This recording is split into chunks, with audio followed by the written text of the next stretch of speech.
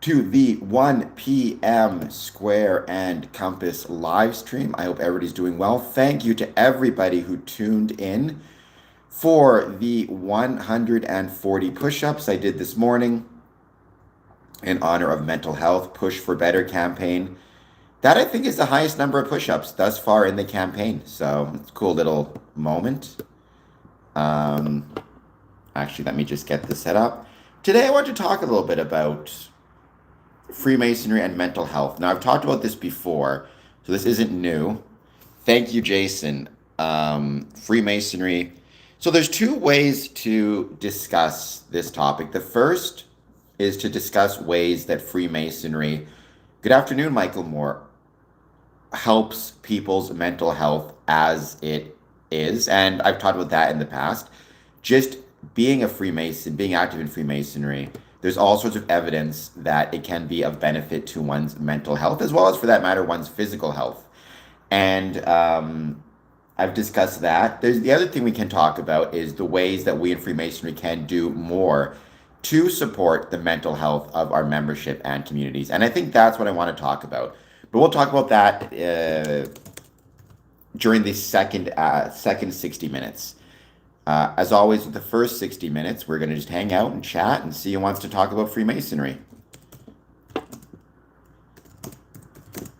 If you want to know more about how Freemasonry already helps people's mental health, there is a report by the Surgeon General of the United States from 2023, if I'm getting the date correct, which actually talks about the health risks associated with isolation and the health benefits of being social and being active and having a support network, including civic institutions like Freemasonry. Thank you, Dream Seeker. I'm going to keep exercising. I'm always pretty decent, I think, about exercising, but I could always do more. So maybe even doing more actual video of me exercising, not just me doing it in the privacy of my gym, my unit's gym.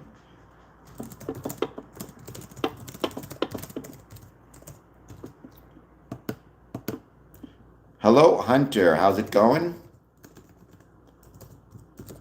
Oops, let me just see if I can get this set up.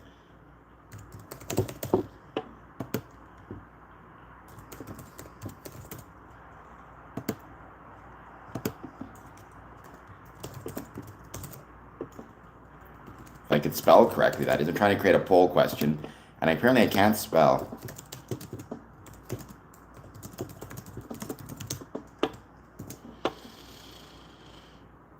Okay, there we go. Well, Anne, go to the hospital if it gets bad enough, obviously. I think you're being sarcastic. However, if you're not, food poisoning can actually be incredibly dangerous. As somebody who has had food poisoning twice, it sucks. So be careful. Yoga's awesome. Guava? Guara? Yoga's really cool. Actually, I've done a couple interviews on my podcast with Core Power Yoga, discussing ways that we in Freemasonry can actually incorporate yoga into our meetings. QWERTY, that's a good name. This is about Freemasonry. I've been a Freemason for 20 years, just about. Been to over 1,000 Masonic events, and this podcast, or this live stream, is me talking about yoga, me talking about Freemasonry, chatting about Freemasonry, answering questions anybody may have on Freemasonry. So there you go. I don't know what it means to put the fries in the bag, but please hit like and subscribe. Masons can have recruiting events for the longest time within Freemasonry, and I think it was a mistake. There was a stigma against the idea of Freemasons trying to quote unquote recruit. Word used was solicitation. The idea was Freemasons should remain incredibly quiet about being a Freemason, not tell anybody that they're Freemasons or what they do, and just rely on people just showing up to the lodge out of interest. Um, for obvious reasons, that's not the best approach to take. Now, Freemasonry is becoming much more comfortable, I think, with the idea of, for lack of a better term, recruitment or solicitation. Now, there are limits. So, for example, no Mason should ever, quote unquote, invite somebody to join or say, we want you to join, or recruit in the sense of headhunting, or make promises of you'll get rich, you'll get famous, you'll be successful in exchange for being a Freemason. However, there's nothing wrong with holding, for example, in your Masonic Lodge, an open house, a community dinner. I'm holding an event on March 28th. I'm going to talk more about that very soon.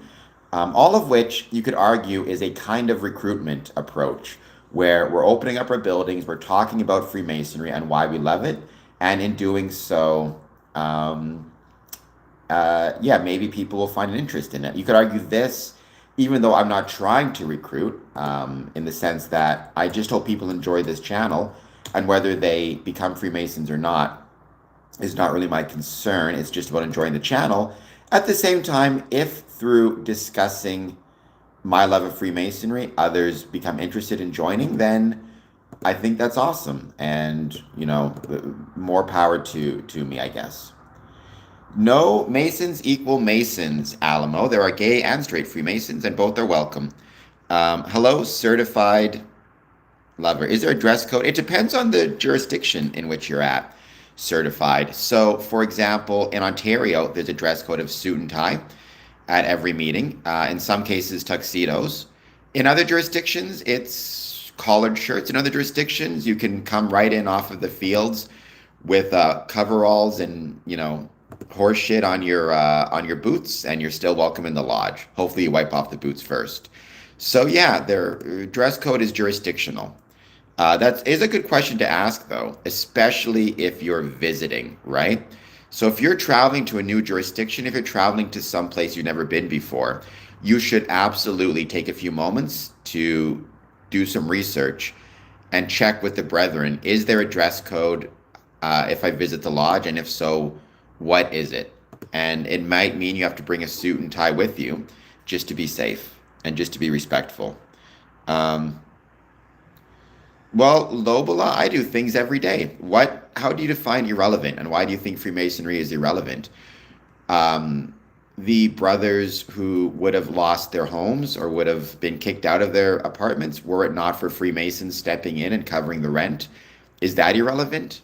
The Masons who, you know, the brother who loses a wife, loses a family member, and Freemasonry gives him a reason to keep getting up in the morning and going to events. The Masons who are able to push back against these symptoms of dementia through practice of ritual and study and socialization. Is that irrelevant? It's a very silly thing to say, the idea that Freemasonry is irrelevant. Now, Freemasonry could absolutely 100% be more relevant. One of the biggest issues we have had recently within Freemasonry is a failure to, like, a receding from public relevance, which is unfortunate. I think we need to do way better. But to say it's irrelevant is baloney. And an example of somebody who is not paying attention. I mean, the small business, like the ice cream shop, for example, that just opened last year, and the Masonic Lodge that went there and purchased a whole bunch of ice cream to hold an ice cream tasting.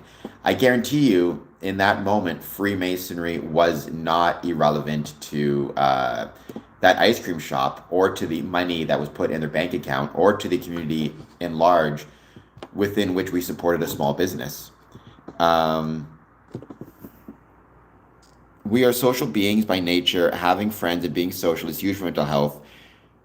That sucks, Dream Seeker. I'm very sorry that you lost your brother. I mean, I think it sucks to lose one's brother anyway, I suppose. But, I mean, by one's own actions can be maybe particularly difficult and hard as well. So that sucks. Mental health is important. Talking about it is important. Trying to support others who are doing stuff for their mental health is important, etc., etc. And so it really sucks. I should be from the Flintstones, Dick_Justice. Please hit like and subscribe. So that's not us. Well, that is Lobola. When you're asked about the popcorn buckets, I think you're talking about the fezzes. Those are worn by the shrine members. To be a Shriner, you must first be a Freemason. You must first be a Master Mason.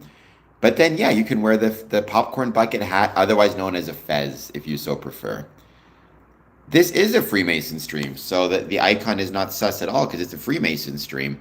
By, it would be suspicious if it wasn't. Please hit like, please hit subscribe, by the way. Um, that helps a lot, Dad. You're absolutely right. Why do you say that this is clandestine? What makes you think that? Godspeed. VSES. Um, So Lobola, that's really cool. I mean, my advice to you for good for you, Mr. Keeps. That is definitely, I mean, I'm sure in the moment that's actually pretty harmful to your mental health. Quitting smoking can be really challenging, but that's in the short term. In the long term, it'll absolutely be better for your mental health as well as your physical health. If for no other reason, then you'll have accomplished something pretty challenging. So good for you. You should be proud and keep up the good work. Like I said, however tough it is in the moment, I'm sure that it will get better as time goes on. My dad is British. Freemasons are not behind a lot of satanic stuff, neither at the top nor at any other level. So you're incorrect. Um, Vanilla Coke is awesome. I love vanilla Coke.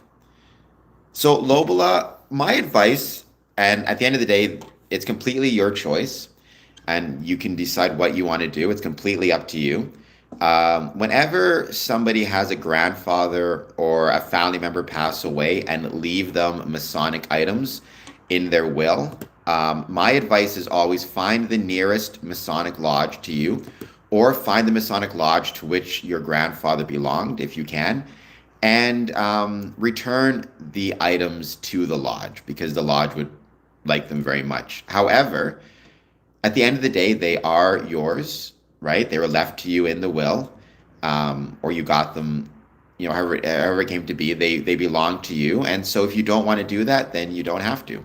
But my advice or recommendation is, if you can, to do that, because it would mean a lot to the lodge. Um, yes, Masons do not have grand wizards.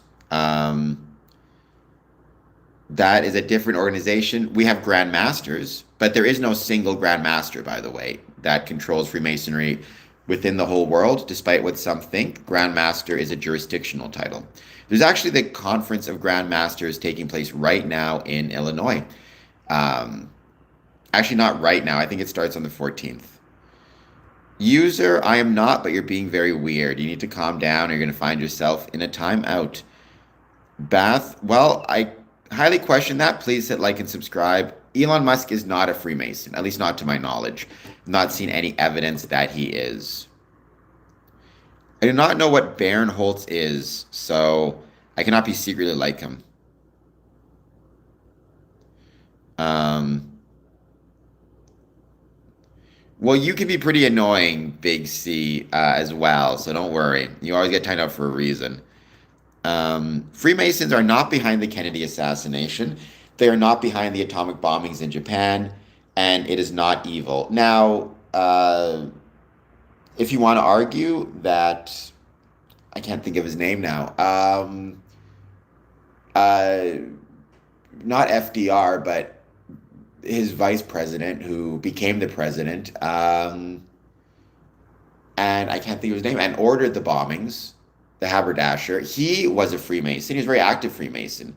So, to what extent his Masonic career informed the decision he made as to whether he would or would not drop the bomb, I have no idea. Certainly within Freemasonry, the lessons that you teach will influence you and how you think about the world. In general, and this is my own personal opinion, Truman, Harry Truman, there you go, took me a second. I go back and forth on whether I think it was appropriate to drop the atomic bomb or not. I kind of go back and forth. I don't know what the answer is, but it was not a Masonic decision. It was a presidential decision. It just so happened the president was a Freemason. It would be like saying, Harry Truman was also a haberdasher, if I recall correctly. But dropping the atomic bomb wasn't a decision of haberdashery, it was a presidential decision. That's just one aspect of who he was as a person. So, that's just my own opinion about that. However, it was not a Masonic decision. Freemasons don't make political decisions. We're a civic institution, not a civil institution. Um, there are not really a ton of Masonic Zoom meetings happening anymore, but no, you'd have to be a Mason first. There are some, um, there are some Masonic Zoom meetings that are actually open to the public. If I ever discover one of those or find one of those, I'll make sure to leave a link to it on my socials. We do not drink blood, Lobula. Freemasons do not drink blood, nor do we control the world. Nor do we want to control the world, right? All right, you guys are both being weird. All right, we're going to put some people in a timeout here for a second. For now, we're just going to put user in a timeout. I mean, I wouldn't be able to say, yeah, Mason's exclusive Zoom today at 3 p.m. Eastern, which is a really cool Zoom, by the way. Michael Moore does a great job. Big C, stop saying you love me. That's weird. So Mario Heat, I mean, I've heard conspiracy theories say that. Whether you have a Masonic sticker on the back of your car or not should not make a difference. If you're speeding or whatever it is, you're going to get pulled over, whether you have the sticker on your car or not. And if you're a Freemason who's a police officer and you see a car with the Masonic sticker speeding, I would actually hope that you would, in some ways, be even tougher on that brother than other people to just remind him, hey, just because you're a Mason, that doesn't mean you should be expected to get away with things. We don't join motorcycle gangs. There are motorcycle clubs that are associated with Freemasonry, specifically the Widow's Sons, which is a great group. I know several Widow's Sons. Great guys, great brethren. And yeah, it's depends on the jurisdiction you're in, once again. So Freemasons, it's not that well, Dad, I mean, Masons make mistakes as much as anybody else, but hopefully when they make those mistakes, if it's significant, they are suspended from the craft, or otherwise they are expected to, try to make amends and take responsibility, for example, right? No Mason is perfect. So if they're speeding, then they should be pulled over and take the ticket. Um, I mean, probably not. I don't see how you could be a Blood and a Crip and a Freemason at the same time. It is not mandatory to get a Masonic tattoo. He is in the chat. It's Harry. Very proud to be his son. I mean, if you had been a gang member of any sort and that's in the past and you've turned your life around, I personally would not have an issue with you being a Freemason. If you are currently a gang member as well as trying to join Freemasonry, I think that's a much bigger problem, right? Because to be a Freemason, you're expected to be compliant with the laws of the country. That doesn't mean perfect. I'm not perfect. No one's perfect. But trying your best in the context of that, if you're part of a gang that's committing any type of illegal acts, it's very hard to see how that would be able to fit within your Masonic career or your Masonic life. Um,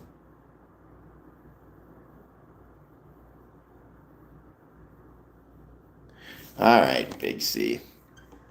You can quit Freemasonry if you want. I mean, it's not called quitting, it's called taking a demit. But you can take a demit within Freemasonry.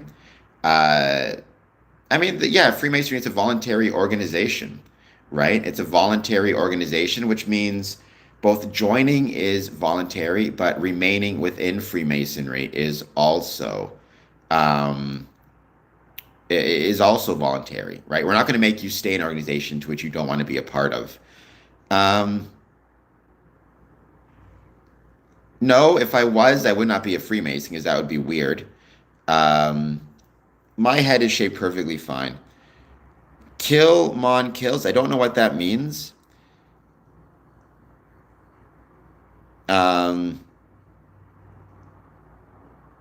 So pro, I do not know to what you're referring. That sounds crazy to me. Look, I always say this, I don't discuss Masonic rituals because they are private for Masons. I'll talk about symbolism, for example. I'll talk about like the checkered floor, but ceremonies themselves, I will neither confirm nor deny, except to say I've never seen anything within a Masonic ritual that is illegal, immoral, against one's civic, religious, or familial responsibilities, or that is uh, unhygienic, unsafe, etc., etc. Um, Churches often have passion plays or walks. I'm not sure what that is. Um, well, you can see whatever you want to see. That doesn't mean what you're seeing is accurate. It could very well be clandestine. You need to keep that in mind as well. How to end up in a wheelchair? I was born this way. Do I believe in God? I believe in a supreme being. However, I would not necessarily use the term God because God is a reference to very often people hear the term God and they associate it with a specific religious context or connotation. Um, well, Lewis, I'll take it. Please hit the like and subscribe button. Um,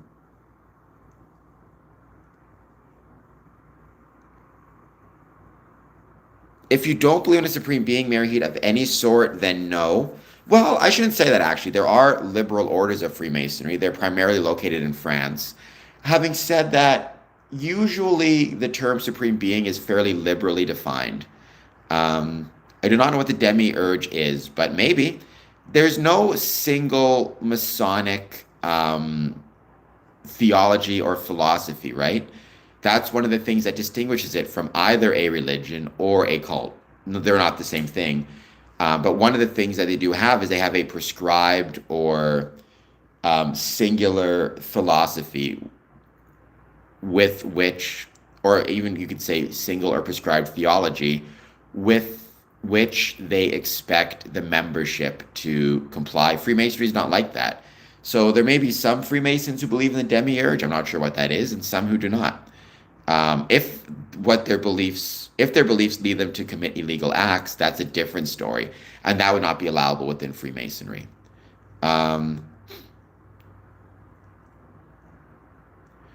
Killa Mikey.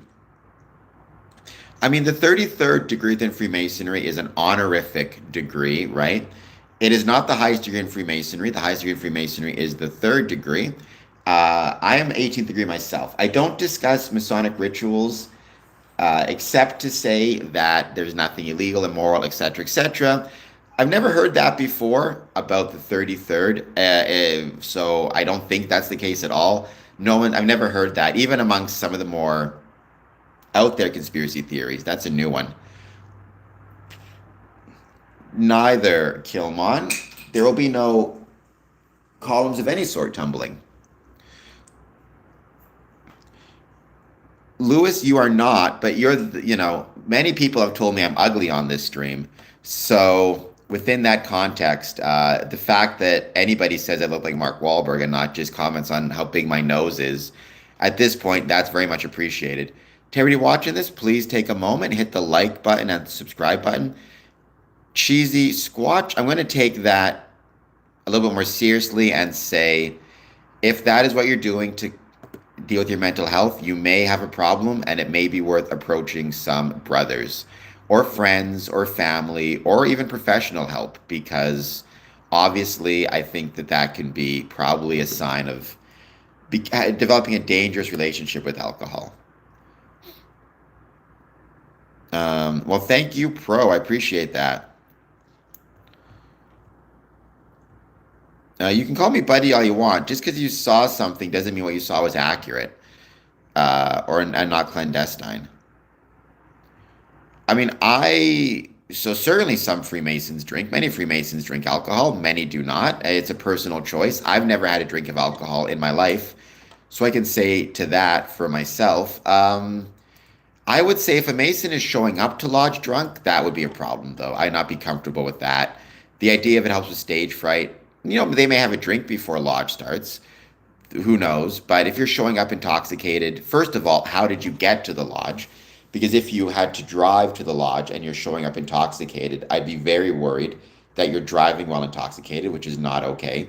But also, you know, being a Freemason, despite the fact that you're not getting paid, I do view it as a professional responsibility. And because it's a professional responsibility, I absolutely expect you to show up in the right state of mind. Um, Kenny Strangeville, Ken, welcome. Thank you for being here. I don't tell people what the G means. I keep that private. You got to join. Um, so my lodge is not in a state. My lodge is in a province. It's in Ontario. I'm in Canada. Again, you shouldn't be showing up to lodge drunk. Certainly, if you showed up intoxicated, you could be brought up on Masonic charges. Now, whether the lodge does it or not, it depends probably on various factors, including, how intoxicated, if you're disruptive. The lodge may choose to look the other way or may choose to try to get you help. It's really a lodge by lodge decision, but certainly you should not be showing up. I mean, whether there's suspension as a consequence or not, you certainly should, of your own, based on your own conscience and your own kind of moral rectitude, just not show up to lodge drunk, regardless of what consequences there may or may not be.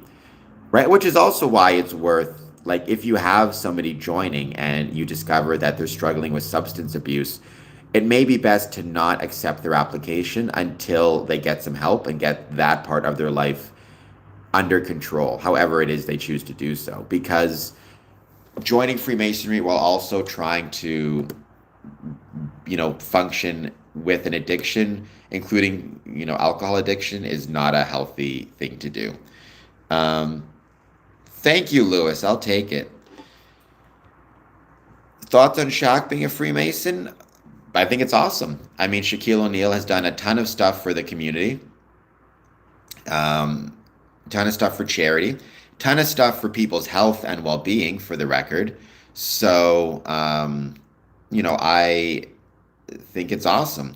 He was made a Mason on site, which does create a very interesting kind of question, right? Which is, can you be made a Mason on site?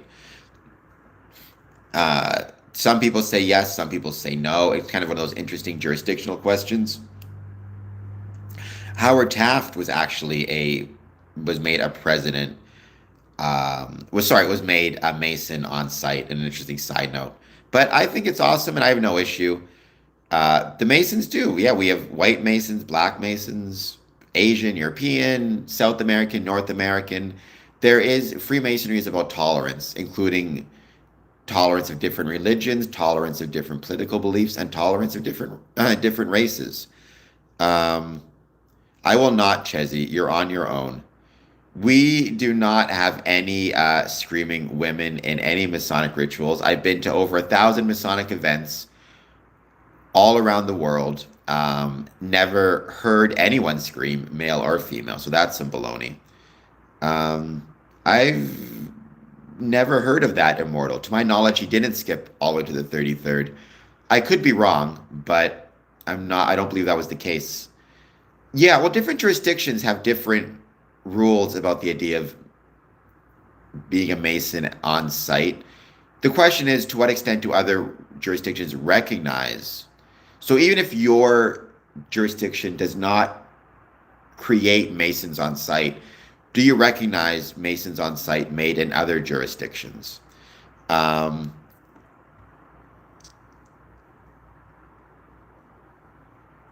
Can you speak on why people are finding Freemason ritual chambers? I cannot, because I've never really heard of that. Now, there are jurisdictions in America, like Mississippi is one, for example, which does every couple of years actually rent out a cave and hold a meeting in the cave, primarily because it's just a cool thing to do and it's a fun thing to do, although it also does connect us at least a little bit to our Masonic roots of stonemasons, right? Caves and quarries were the places from whence the stonemasons materials derived or came.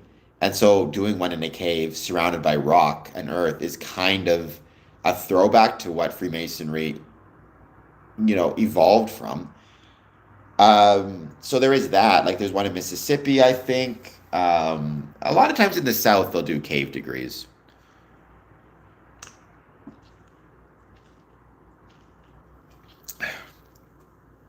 I cannot proco because I do not know what a Nephilim angel is.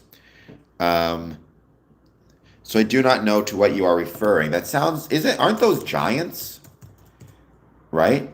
Um, aren't the Nephilim giants? Uh, I cannot speak to it though Masonically because I've never heard of that before.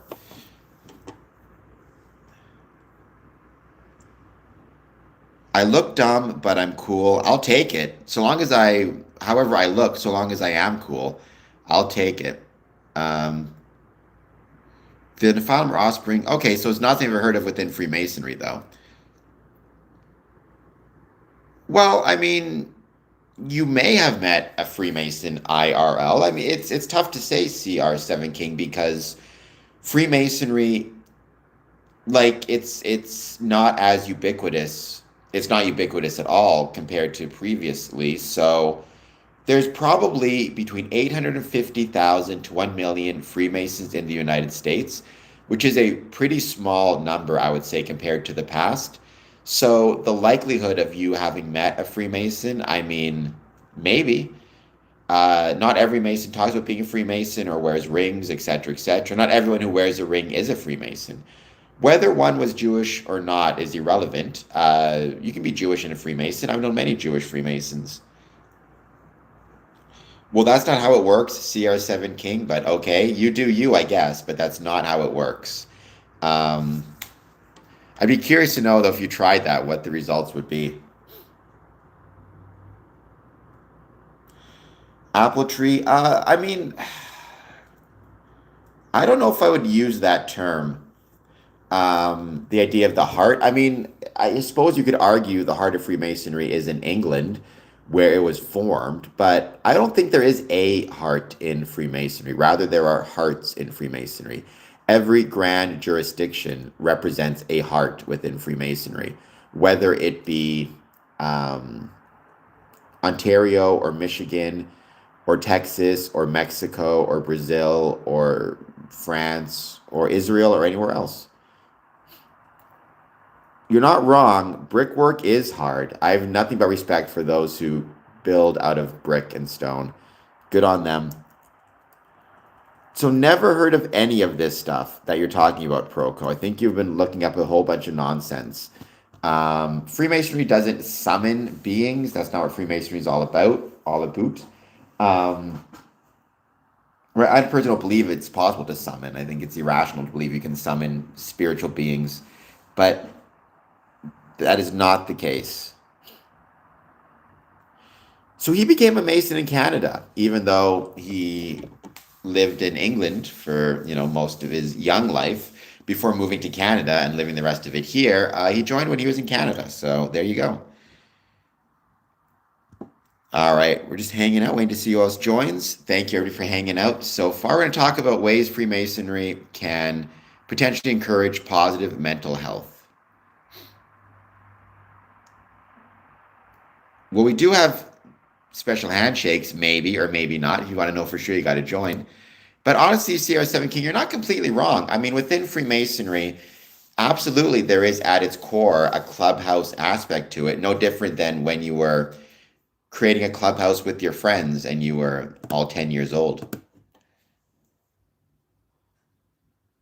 Some may use her, I do, because I love cemeteries and I love scary things and I love, I don't believe in them literally, but I love ghosts and ghouls and goblins and all that stuff. So I've been known in the past to visit some graveyards and cemeteries during Halloween. Halloween is probably my favorite holiday of all time. I mean, I am becoming more and more interested in Christmas as of late. I think the older you get, Christmas has taken on more and more of something I love. But I still think Halloween, I prefer it, though it's close.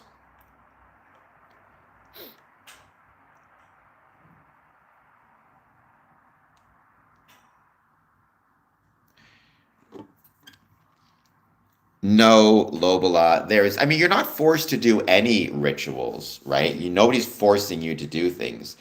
If you don't want to do the rituals, you don't have to do the rituals. We're not going to force you to be a Freemason or force you to engage in rituals. It's of your own free will and accord. But certainly, we're not forcing you to do any homosexual rituals. And if anybody thinks that, they are very stupid people. Um, Chezzy, it's a personal opinion, right? If you prefer Christmas, all the power to you. When I was a kid, when I was very young, I think I preferred Christmas. But once I got into my, you know, early teens, and certainly in my, from let's say the age of 12 to 35, I always preferred Halloween to Christmas. But now that I'm getting a bit older, I think I'm starting to enjoy Christmas a lot more. Um, Well, yeah, within Freemasonry, they don't force me to keep silent, Proco. I can talk about whatever I want to talk about. There are things I choose not to talk about, but that's not because I'm being forced to do anything. It's because I recognize the value of maintaining the privacy of rituals as a way to maintain the bonds of brotherly love. The bonds of brotherly love between past, present, and future generations of Freemasons. Um, Well, Proco, what Christmas is something people enjoy. So that's what matters. Um, whether you view it as Christian or you think it's pagan or whatever it is, that to me is less important than how you use it and the lessons you derive from it, right? And if you at Christmas time are reminded of the value of charity, the value of caring for your fellow man, the value of family, then in my opinion, right, more power to you. Well, sure. First of all, define drugs, right? I assume when you say drugs, you're referring to illegal substances, but keep in mind, drinking your free, alcohol is a drug, caffeine is a drug, nicotine is a drug. Um, Again, there's a general understanding that within Freemasonry, you should obey the laws of the country in which you live. Of course, Freemasons are people, we're imperfect. So I've known Masons who have consumed drugs. I would say, however, generally speaking, it would be discouraged. Certainly, if it's causing you or your family any type of harm, you should not be doing it. And Freemasonry would 100% discourage it. And if you're showing up to a lodge meeting intoxicated, whether it be on a illegal or illegal substance, that's not okay. Again, there's a potential for suspension. My suspicion is in most cases you would just be asked to leave. Somebody would drive you home so you're not driving while intoxicated, and you go from there. Um, I see Christmas as a consumer ritual. Well, Christmas, I think, the extent to which it's a consumption event is it really depends on the family and the person celebrating it, right? It's not, I don't think it's society's fault or society's consideration, right? So if you consider Christmas to be too commercialized or too focused on consumption, you as an individual can do things that you can choose to, instead of buying gifts from a store, you can choose to, learn some type of craft and create your own gifts. So you're not purchasing them from others, like make a handmade gift, or you can donate to charity on behalf of your friends and make that your gift. Or you can choose to give the gift of time or choose to volunteer somewhere. Like, there are so many different ways that you can be, if you have a problem with the way something is, what can you do within your own life to change it? I think sometimes we forget that we do have way more power than we think. So, the richest guy? I don't know. I don't know how much money my brethren have in their bank accounts. It's anything from lawyers to plumbers and everything in between. Both, by the way, are skilled professions and both are very valuable professions. We do not control the world, Kevin. Catholics can be Freemasons. I know many Catholic Freemasons. Now,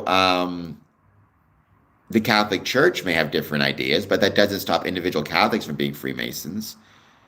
Hello, Lobola.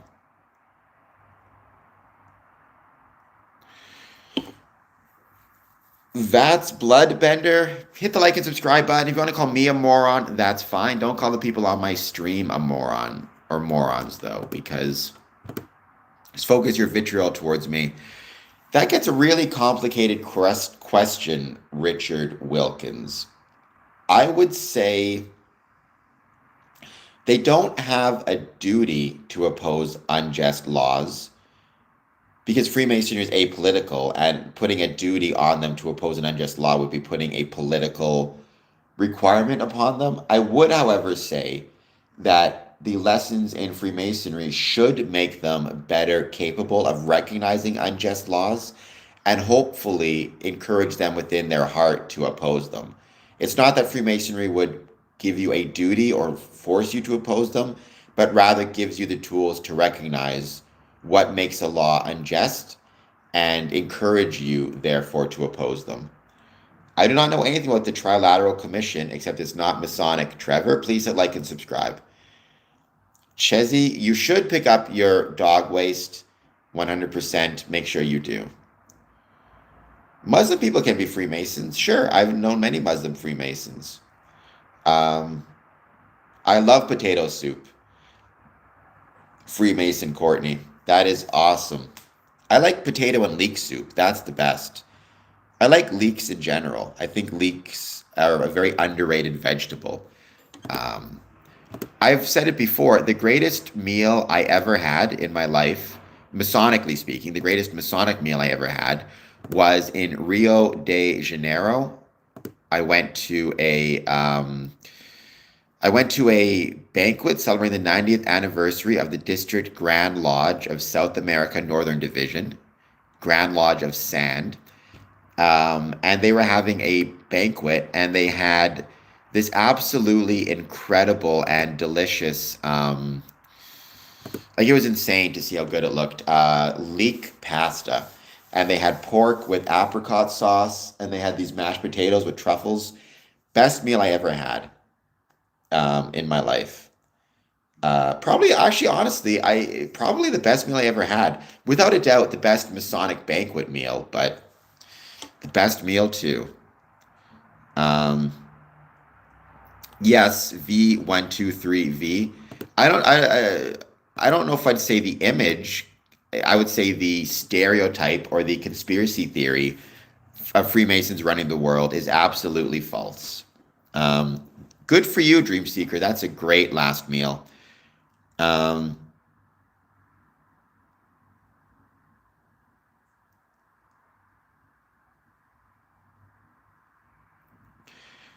well, again, the question of just or unjust, every Mason needs to decide that for himself and then decide how he wants to proceed, right? Now, again, because there may be times, like for example, if the government comes out and says, um, we are passing a law that everybody named Cameron Adamson is thrown into a dungeon and tortured. I would very much hope that my Masonic brothers would not call the police and say, hey, we've got a Cameron Adamson here to come pick up and throw in the dungeons.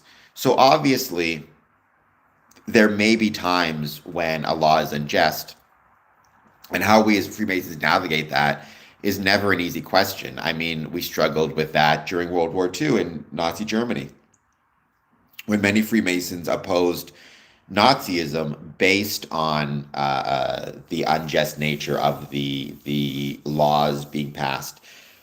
What you always come back to, at least what I always come back to, and it's not the best answer. I don't know if there is a great answer for this. All things being equal, and assuming the laws are just, then Freemasons have a responsibility to be compliant with the laws of the country in which they live. By having strong civic institutions and strong Masonic institutions that absolutely can guard against the implementation of unjust laws and hopefully force and ensure that we never get to the point where we're having to make those kind of moral decisions, which get very messy very quickly. For example, within Freemasonry, you have tolerance for different religions and races and ethnicities exemplified or modeled. Therefore, a country that has a significant Masonic population is very likely to push back against any type of laws that target or discriminate against individuals based on race or religion or creed, right? Because the Masons will recognize that's not healthy. Freemasonry puts a great deal of emphasis on democracy. Therefore, any, you know, governments that start to trend toward authoritarianism or anti-democratic stances, Freemasonry will push back against that. They'll never get the chance to implement it because the Freemasons would not, would vote against them, as well as society as a whole would go, hey, we see within civic institutions like Freemasonry the value of democracy being modeled, the value of tolerance, and even if they're not Freemasons, they'll see those values. So there is no simple answer to this question. This is a philosophical question and conundrum that has existed for centuries. However, and actually, Peter, what's his name? The Bowling Alone author, I can't think of his name, Robert Putnam, he's talked about like the stronger civic institutional fabric a community has, be it a well-attended Masonic lodge, a well-attended Elks lodge, a Moose lodge, well-attended sports events, well-attended knitting clubs. All of these things actually do result in more quote unquote just or moral laws and just and moral outcomes for the community than those that have limited civic interactions. Um, I love air fryers, CR7 King. They're the best. No, we do not separate people by race. That's the point, right? Freemasons don't separate people by race. Therefore, if a government were to come forward and create a law saying, we are targeting black people or Asian people, or we're targeting them, for discrimination, the Freemasons would at least recognize that's wrong. However, if you have a strong enough Masonic lodge and Masonic fabric already present, you may never get to the point where you have a government making those decisions because society as a whole will recognize the value of tolerance, right? The greater Freemasonry is within a country or within a community, the greater ethnic, racial, religious tolerance will be as well, and the less likely you will have for um, immoral or unjust situations. If that makes sense, Michael, let me know if that made sense. Oh, air fryer stew is great, Harry. I support that, Dad. Um, Masons do not fund ICE. That's a political question. Freemasonry is not political. Nice, Freemasonry. That's awesome. Thank you, CEO. If the government banned Freemasonry, would I still be one? I've thought about that, and I honestly have no idea, Christ Enlightenment. I genuinely don't know. Because I've always said, and I still believe this, being a Freemason means you are a good citizen and obey the laws of the country in which you live. However, that creates a paradox if Freemasonry is banned. I can only answer or exclusively answer that if I ever felt that things were getting to a point where a government was considering banning Freemasonry, I would do everything I could and fight as hard as I could to convince both the government and those around me that that's a bad decision, both because it will hurt me, but more importantly, because it will hurt communities by not having Freemasonry. All of society suffers. And I would do everything I could. The question of if I failed and it was banned, I genuinely don't know what I would do. And I wish I had a good answer. My suspicion is I would probably create a separate and different organization that engaged in Masonic practices but was not Masonic. I would try to thread the needle that way. Or maybe I would just create an underground lodge and continue meeting despite the risks. It's very hard because I don't know what the answer is to that question. I think we as Freemasons have a duty to be good citizens and obey the laws of the country in which we live. But I also think that Freemasonry is a good for society as a whole, and getting rid of it only harms everyone. But I will say, Um, the one example I'll give where this kind of came up is I was traveling from the Philippines to Rio de Janeiro. I had a stopover in Dubai. Dubai has outlawed Freemasonry, it's illegal. Um, and I was debating, do I travel with my Masonic dues cards and my Masonic patches on my wheelchair? Especially because I had one from Israel at the time, and I was like, that could be a thing. But I said to myself, you know what? I'm proud of being a Freemason. It's not illegal to be a Freemason in Dubai, so long as I'm a Freemason from another country or I'm a visitor. It might be illegal to hold a meeting there, but I can still be a Freemason there. And so I brought my dues cards with me. I wore my Masonic patches, and it did not become an issue at all. So there you go. Um, Well, I don't have the patch from Israel. I have a dues card from Israel. The patch is from Canada. It's a Masonic patch on the back of my wheelchair. It's got the square compasses with a maple leaf on it. The card is from three lodges in Ontario, one in Texas, and one in Israel. Well, I know, Dad, that you volunteered for that in the past, I think, as well as you know, it's one of those things where it's very, very helpful. So if you're from Manitoba and you can assist, please assist. He's not a 33rd. He said it before. But he is a past master of the lodge, a couple different times. Why is it a red flag to be a member of a Masonic lodge in Israel? Aleister Crowley was a Freemason, although it's debated. He was probably a clandestine Mason, is some of what I've heard as well. So he may not have been a legitimate quote unquote Freemason. Because apparently he joined a lodge in like Mexico that no one has been able to confirm if it was recognized or not. Um,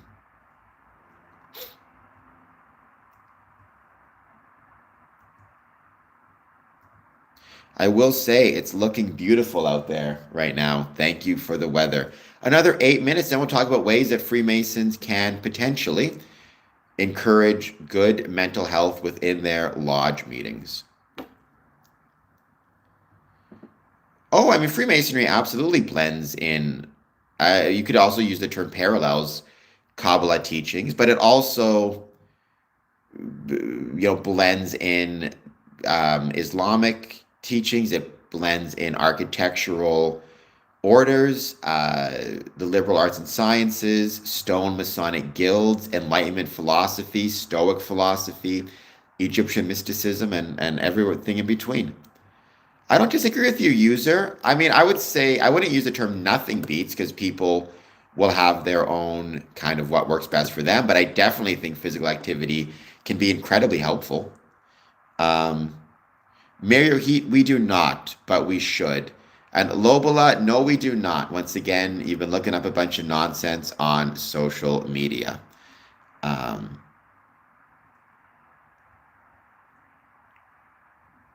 so Golden Dawn, I don't know. Jesuits, I don't think there's any connection. Because Jesuits, they are a Catholic order, if I recall correctly. Let me double check, though.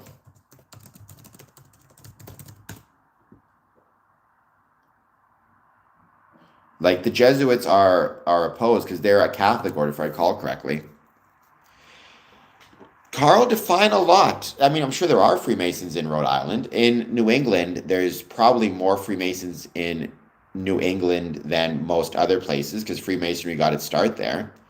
Um, isn't the Master Mason? Well, the Worshipful Master is the head honcho of the lodge. However, the Worshipful Master is democratically elected and has a year term. So you want to keep in mind, I know it doesn't, Lobola.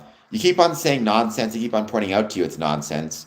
If you don't believe me, that's fine, but you keep repeating yourself. It does grow annoying.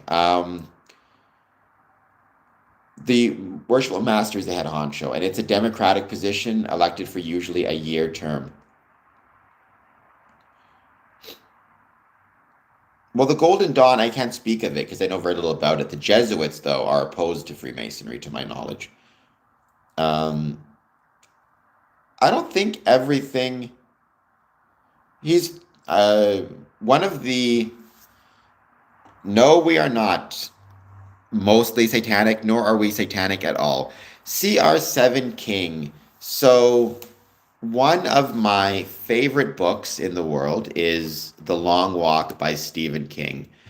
Um, I don't know if you ever read it, but it's an incredible book. And it was also, by the way, turned into an incredible movie. One of my favorite quotes from that book comes near the end. I don't know if you've ever read the book or not, but the basic premise of it is a group of kids are sent walking down the road in this type of Hunger Games contest, and they have to keep walking at a standard pace. In the book, it's 4 miles an hour. In the movie, it's 3 miles an hour, and not drop below that pace. Eventually, whichever boy can walk the longest without dropping below the pace ends up winning, and everybody else is shot in the head if they drop below pace. But the quote I really loved from that book, it comes near the end. These participants, these kids, have been walking for, at this point, hundreds of miles without stopping. And they come across this sign and they say, um, there's this sign posted and it's a message to long walkers. And it says, you can make it to Boston only like 50 miles to go or something.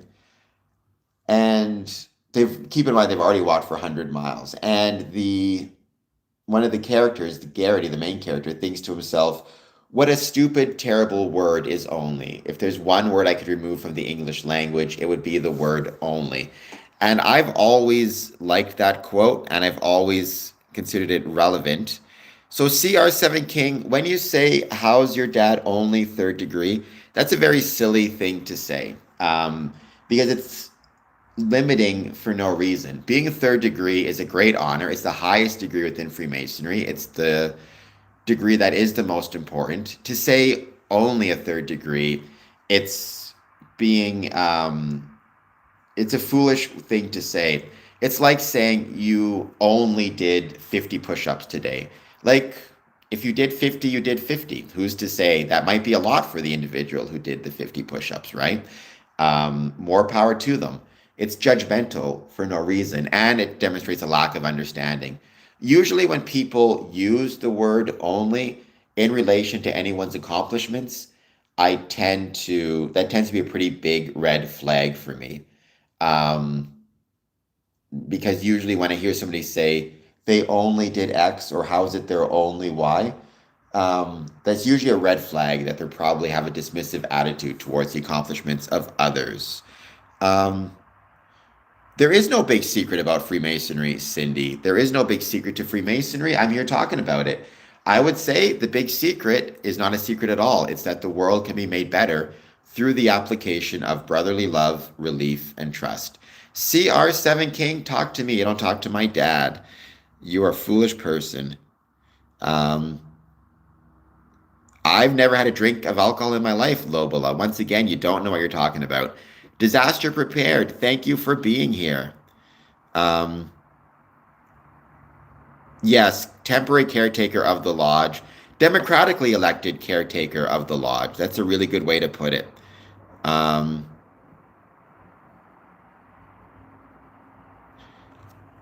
so when you say everything, um,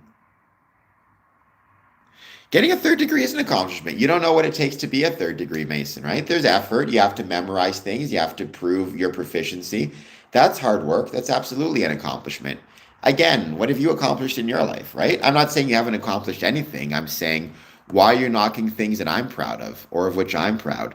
That seems like a very, again, it strikes me as somebody who's probably leading and living a very bad life yourself. And instead of looking in the mirror and trying to figure out how you can lead a better life, you're shitting on other people, which makes you probably a very bad person. Um,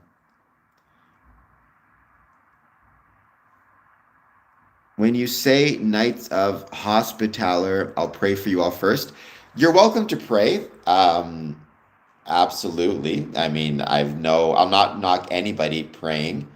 Um, Having said that, again, you're praying for the wrong thing because Freemasonry is not satanic. Um, a time traveler. I never had a wife, spiritual or otherwise, AI time traveler, so that's a very silly thing to say. Again, someone's been looking up a bunch of nonsense on social media, um, because you don't know what you're talking about. The secret is 42. Well, that's the secret to life. Uh,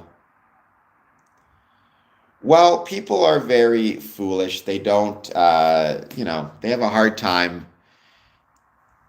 Um, he's a living a bad life. And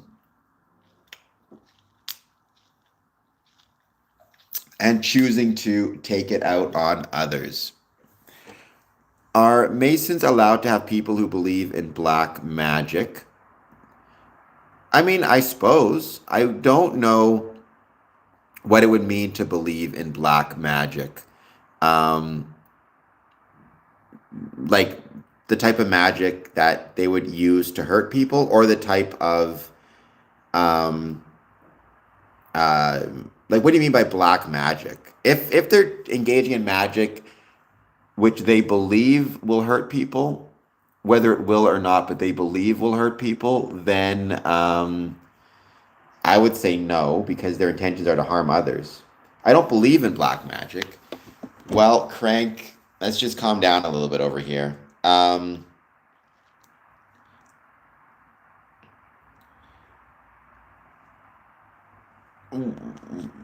I mean, I don't know what black magic is, but I've never met any Masons who are engaged in black magic. I've never met any Masons who do magic at all. I've been told, I've met a couple actually Wiccan Masons, Wiccan. Um, well, I mean, if they're doing that, they probably have some immoral ideas. So, all right, let's put Crank in a bit of a timeout.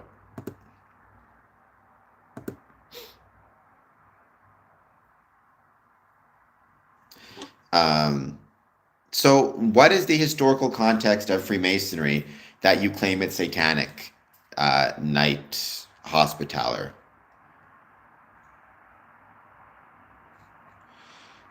None of that stuff. I've never seen, for example, a spiritual wife within Freemasonry. That sounds like baloney. Again, you don't know what you're talking about. AI time traveler. It's very likely you just saw a nonsense video.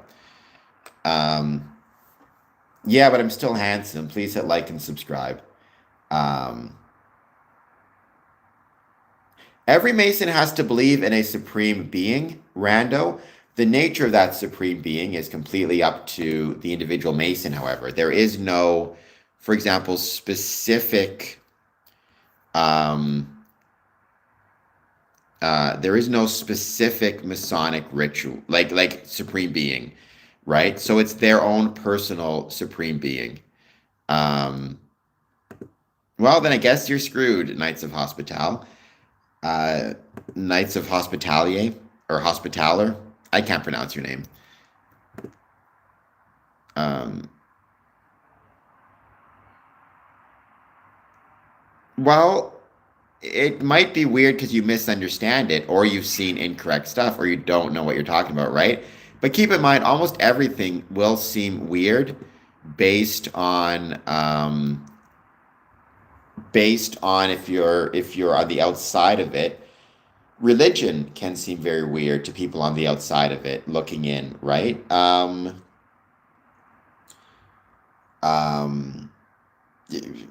Jobs can seem very weird. I remember I work in a um, well, why would you be afraid of me, Knights? That's a weird thing to say. The When I worked in the jail, I remember the first day I worked in the jail. Um, I walked into one room and this door opens. I wheel through it. The door closes behind me with this loud, like thunk sound. and then another door opens up in front of me. And so it's one of those things where, like, at the time, I remember thinking to myself how weird and strange this is. Um, but a few months pass, and all of a sudden, it's not so weird anymore. It's just one of those things where just because something seems weird to you, it might be more of a lack of understanding. One of my favorite examples of that, one of this comic, well, I'm not going to debate you on this channel unless you want to put stuff in the chat. But also, I find debating with dumb people doesn't always work out well. Louis C.K., one of my favorite comedians, he had this bit where he talked about he was on an airplane and they tell him to put your seat back in the upright position for landing. And yes, Dad, I think my condolences as well as everybody's condolence goes out. It's incredibly sad. As always, Dad, I love you. Thank you for the email you sent me. I got the news. Wonderful to hear that you're healthy. Keep up the good work. You should be proud of, well, first of all, I'm just proud of you in general, but you should be proud of all the work that you're doing and that fact that you're healthy. Keep up the good work. I love you. And let's go back to the Louis C.K. story. He was saying like it's stupid to have to put your seat back up and your tray table up because if we crash, what difference will it make? And a flight attendant pointed out if we're on the runway and we have to stop suddenly, if the seat back is not up in front of you, your face could snap forward and smash into the back of the seat. The point is just because we don't understand something doesn't mean it's weird or unnecessary. Um, what I'm saying is human beings have a tendency to think new things are weird or to think unfamiliar things are weird. That doesn't mean they're actually weird. It's just a matter of dumb people think, not dumb people, human beings have a tendency to think new things are weird or to think unfamiliar things are weird, but they're usually not. There's usually a purpose behind them. Um, And I would say, as a sign of intelligence, is the ability to recognize that, in fact, the ability to recognize that just because something is unfamiliar or different doesn't mean it's actually weird. There's actually might be a purpose behind it. It's kind of like if you hear a different language for the first time, dumb people think the language is weird and just stop there. Smart people become curious about how they can learn the language and what's being said. Um, AI time traveler. There are some pentagrams at lodges if it's an Eastern Star Lodge, right? So if there is a lodge building or a Masonic building that has both Masonic meetings and Eastern Star meetings, there might be the Eastern Star symbol, which is a pentagram. It depends though. I mean, it depends how prevalent Eastern Star is as well within your area. Like there are no pentagrams in my Masonic building.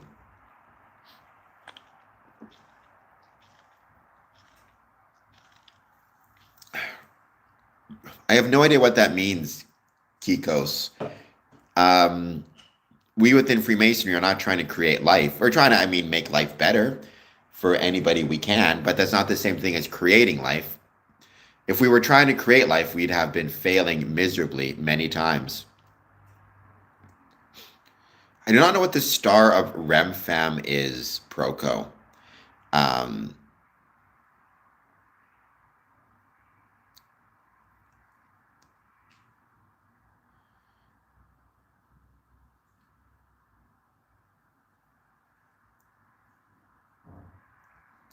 well, again, we are not worshiping Satan either secretly or otherwise. We within Freemasonry have, we were founded, depending on what date you want to use, in either 1634 or 1717 with the creation of speculative Freemasonry.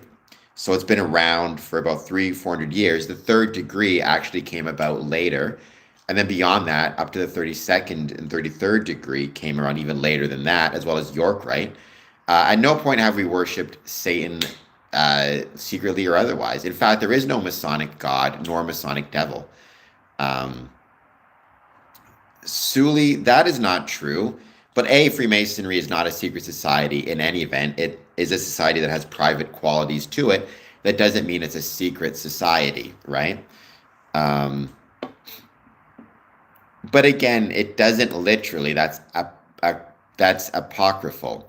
There's a difference between something literally going back and going back in the apocryphal sense. Um,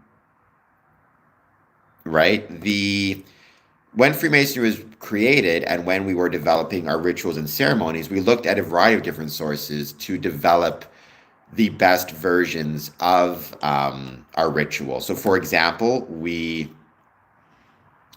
um, we used metaphors from King Solomon's temple and from King Solomon himself, the figure. We used metaphors from ancient Egyptian mysticism, from architectural orders, and everything in between, in order to create rituals, right? Occult, again, even the term occult, I'm not a fan of because unfortunately, occult used to simply mean something that was kept private. Your bank account would be occult information. It's only been, I hate that word only, it's exclusively been in the last maybe 50, 100 years that occult has taken on sinister meanings or a sinister meaning. Um, so I want to talk, well, there is no child brides within Freemasonry. Again, AI time traveler, you're looking up a bunch of bullshit. And if you believe it, then you're a foolish person. Uh, or also, for that matter, if you're coming on stream and believing that, like, even if it was true, I've never understood this coming on stream and saying, you do X, you do Y. Like, what do you expect me to say to that? Because you've created this situation where if I deny it, you'll just say, well, of course you deny it because it's illegal. You have to deny it. So you're not going to believe the truth anyways, whether, you're not going to believe anything I say. So what difference does it make? The one thing you would believe is if I told you what you want to hear, but unfortunately for you, what you want to hear is false and incorrect. Um, right? So as our AI Time Traveler says, there's no like way to. It's when people will say, I've noticed one very common thing with conspiracy theorists is they will say, for example, um, I'm trying to think something to the effect of like, tell me the truth and I'll be happy, but they don't actually mean it. They don't want to hear the truth. They want to hear what they believe the truth to be. And which puts you in an impossible position because anything you say that is the truth, they'll accuse you of lying unless it's what they already believe. So there you go. Um, that is very true also within conspiracy theories and people on stream, right? They want to antagonize. Part of it too is I think it's just fun to antagonize people. And very often when you see people on stream, they like the idea of antagonizing somebody. Because probably they have very bad lives themselves. And as a consequence of having not so good lives, they choose to antagonize others. Um, I am an active Mason. I don't really go to the parties. I don't know what the parties are to which you refer. There are some social functions and social events within Freemasonry, but by and large, I go to the meetings. I go to either the business or administrative meetings, or um, I go to the business or administrative meetings or the ritual meetings, and then the dinners afterwards. Well, the correlations are bullshit, though, right? They're not actually correlations. They're just false information that you're choosing to find correlations in them, right? Well, it's not in the supreme being, it's in a supreme being. Freemasonry has no single supreme being. Rather, every Freemason is free to believe whatever he so chooses in terms of a supreme being. You can be Muslim, Christian, Jewish, Hindu, Sikh, Indigenous, First Nations beliefs, right? Freemasonry is not giving you a specific supreme being to believe in. Rather, it's giving you the freedom and the respect to be faithful to one's own beliefs. Um, um, no, vanilla, no. The Knights Templars, they were, their order was ordered executed in 1308. Actually, Friday the 13th, 1308. Freemasonry started about 400 years later. Now, there was a brother, Andrew Raymond Chevalier, who in 1737 claimed a connection between the Crusaders and the Knights Templars and the Freemasons. However, I think that was this Mason creating an apocryphal story in order to kind of big up Freemasonry, as opposed to,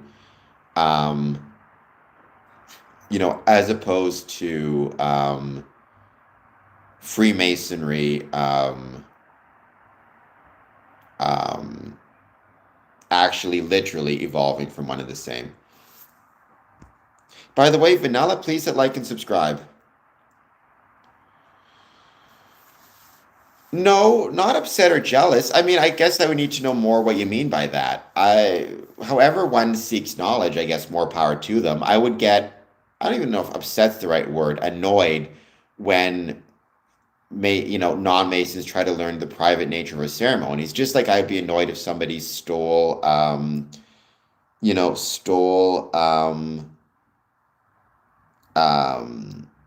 trying to think what it is, like a family recipe, right? I would be unhappy with that as well.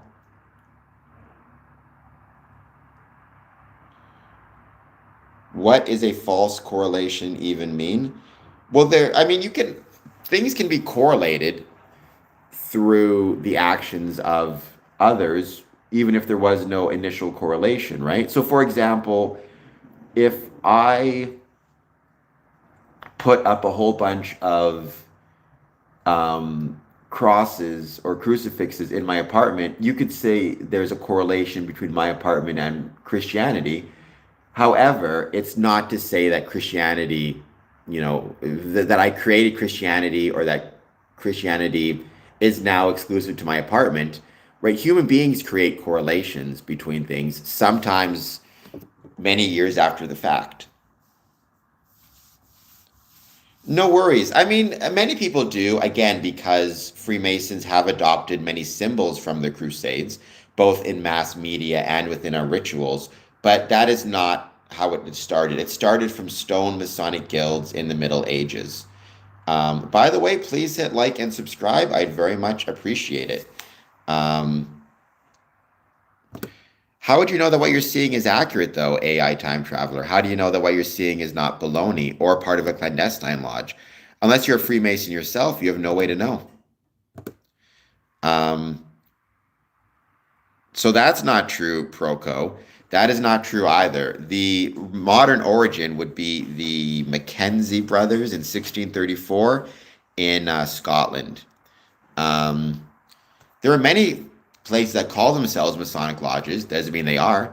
If I put a sign in front of my apartment that says Cameron's Masonic Lodge, and I paint it in a manner that it looks like a Masonic building, and I purchase some furniture with the Masonic symbol on it, is my apartment a Masonic lodge? It's the same thing with the Illuminati, right? People will say, oh, the Illuminati exists. I saw this email, and it'll be some random dude behind a computer sending out emails talking about the Illuminati of so-and-so order that he just made up one day. That doesn't mean the Illuminati exists. Awesome. Your grandmother was an Eastern Star. To my knowledge, my grandmothers were not Eastern Star members, but my grandfathers are both Freemasons, and my dad is a Freemason also. That sucks. I'm very sorry to hear that. I didn't hear about that, but it doesn't shock me.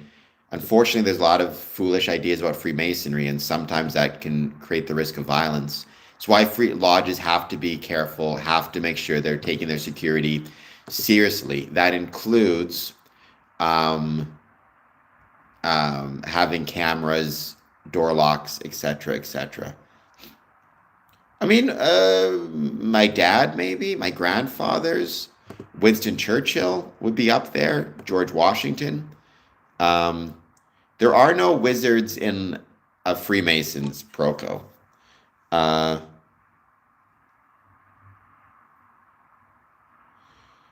well, what it would probably mean is that the Christian is making a mistake and doesn't understand the value of communication.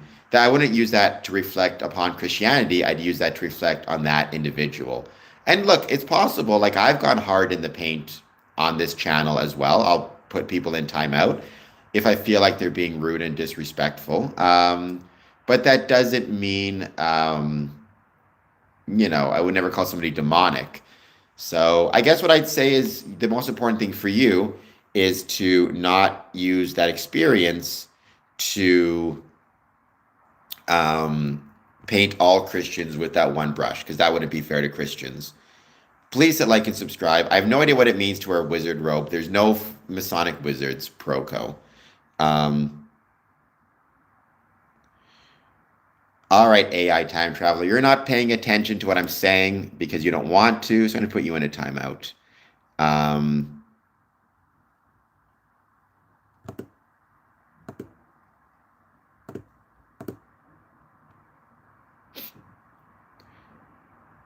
you can join a lodge, vanilla paints. There's no rule that says you have to have a Masonic family connection to join Freemasonry. I know many Masons who are um,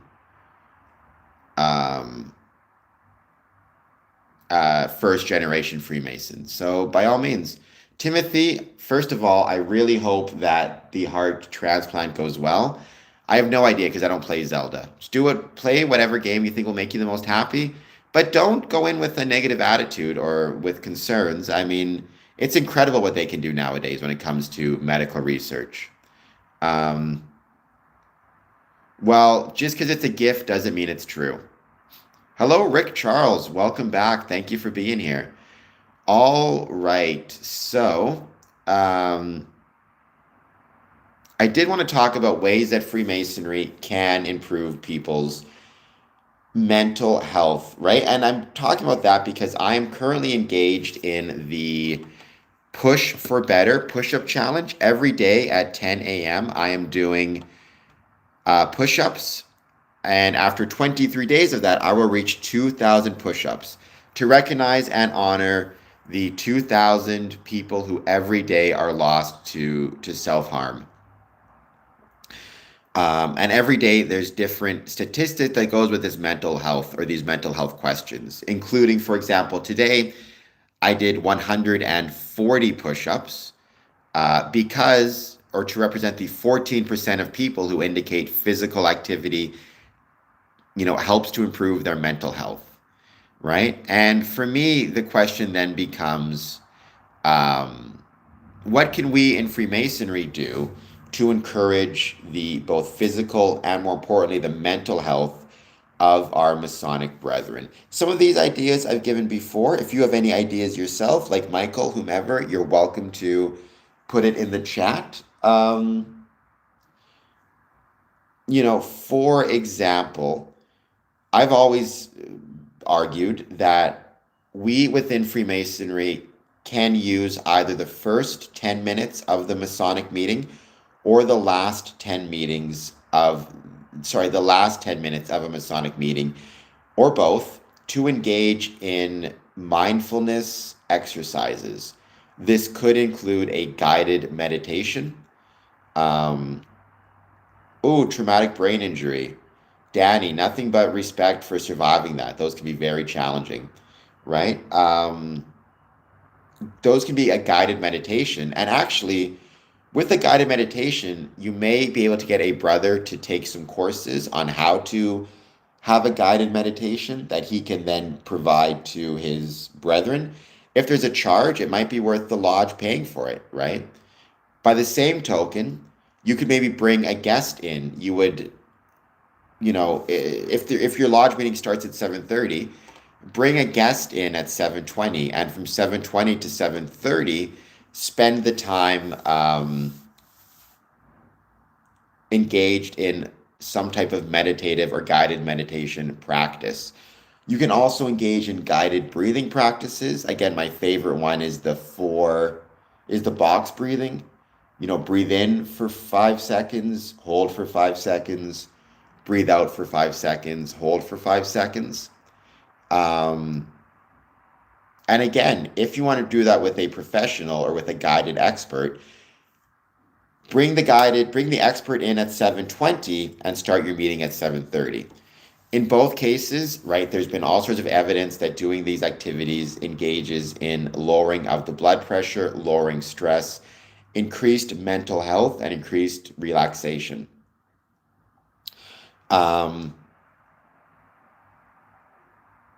There is mindfulness techniques such as journaling. One suggestion, and I've actually wrote an article about this, I'll put it in the stream. The worship master at every meeting can provide the Masons with a different journal prompt. What do I enjoy most about Freemasonry? What do I think most needs to change in Freemasonry? What is one Masonic success story that I've had? What is a Masonic challenge that I've overcome? Who are some Masons that mean a lot to me and why, right? Give the lodge a different journal prompt and encourage them to spend the time between the meetings, journaling about that prompt. And maybe even a Mason can present it afterwards. Journaling has been shown to be incredibly beneficial for mindfulness and mindfulness techniques, and lowering stress. It can also be a reflective enterprise as well, which is incredibly valuable. Um, yeah, and absolutely, Rick Charles. Freemasonry 100% gives a purpose to men who feel they don't have one. Now, it's not an exclusive purpose, meaning you can find purpose in many different ways through family, through work, through your religion, through sports, or through Freemasonry. Hopefully, Freemasonry never becomes a man's sole purpose because that will lead to burnout very, very quickly, and that's not good.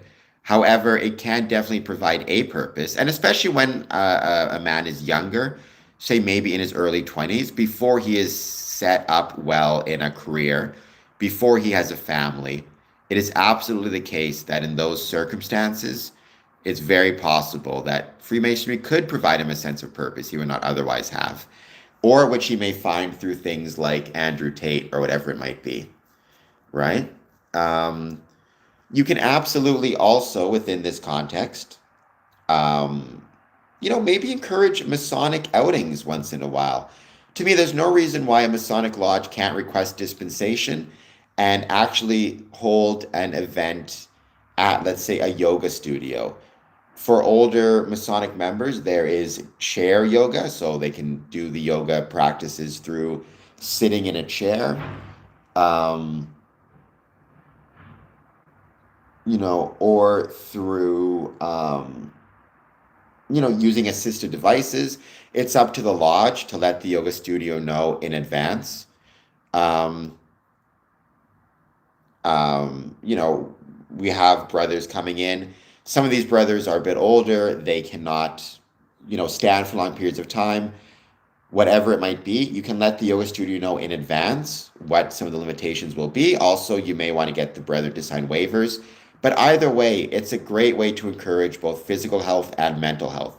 You can also encourage light stretching at the start and the end of a Masonic meeting. Now, again, it's one of those situations where it's very hard in a Masonic meeting itself to encourage strenuous physical activity, such as push-ups, sit-ups, etc., because everybody's could be wearing a suit, a tie, they're older, but 10 minutes of stretching your arms, stretching your legs, even something as little as that, it increases circulation, it improves physical health, it also improves mental health. So it's worth looking at those things as well. And then use your summons and use your social media within your lodge to encourage physical activity as well. For example, again, the Push for Better challenge. I'm using my Masonic connections to encourage brothers to engage in the Push for Better challenge, to support their mental health and the mental health of others, to regularly engage in exercise, right? Every day, to think about their mental health and to think about those who are hurt. It's also worth Freemasons trying to get as certified as they can in as many different courses as they can that they think will help the lodge. I forget the nature of the quote or the exact wording of this quote, but there was once this quote I read that I really liked, and the basic premise of it was worry and stress is a consequence of lack of preparation. If you, as a Freemason, if you've taken first aid training, as well as psychological first aid training, if you've taken food preparation training, if you have the proper certifications to serve alcohol in your lodge, if you're having a party or an event after the lodge, if you've taken all the training to know how to make sure your building is wheelchair accessible or ADA accessible for disabilities, if you've done all that preparation, then as you go through your Masonic career, you're going to feel less stressed because you know you've done what you can. For example, you're not going to be too stressed out about the thought of a brother having a medical emergency in lodge because you know that you've got your first aid and you know that you'll be able to help and assist if you need to. If you're a junior warden, you're going to be less stressed about providing food as well as less stressed about any risks that come along with things like trying to think of a good example, like food allergies or whatever it is, or food poisoning, because you've taken food handler certification and you know the safe way to provide food for your brothers. If you've taken training on how to best serve alcohol, then if you're having a lodge function that includes alcohol, either for purchase or for free as part of a banquet or a dinner or a celebration, again, you're going to be less nervous and less stressed because you've had the proper training and you know the safe way to serve alcohol. And again, these are just a few of the many different contexts, right? Psychological first aid training. So, heaven forbid, if a brother goes through a psychological crisis event, could be anything from his house burns down and he's dealing with the emotional and psychological trauma of that, to a family emergency, to a family crisis. You know you have the training. You're not going to be as stressed out because you know what you can do. And what I've always found in my experience is if you are properly trained, you're not going to blame yourself for the outcome or get stressed about the outcome because the outcome is out of your control, right? The reaction that you have is not, but the outcome is. But knowing that and understanding that helps you feel better and helps you with your mental health. So for example, if a brother has a medical emergency in front of me, if I've got my first aid training, if it's up to date, I can give him first aid. It may save him, it may not.